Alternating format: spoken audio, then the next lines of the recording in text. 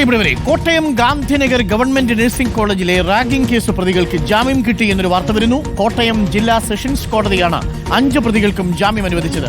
പ്രതികളുടെ പ്രായവും മുൻപ് കുറ്റകൃത്യത്തിൽ ഉൾപ്പെട്ടിട്ടില്ല എന്നതും കണക്കിലെടുത്താണ് ജാമ്യം. 6 ജൂനിയർ വിദ്യാർത്ഥികളാണ് റാഗ് ചെയ്തതിന് കഴിഞ്ഞ ഫെബ്രുവരി 11-ന് ഇപ്പോൾ പ്രതികൾ അറസ്റ്റിലായത്. 6 ജൂനിയർ വിദ്യാർത്ഥികളാണ് റാഗിന് ഇരയായത്. ഈ വിഷയത്തിൽ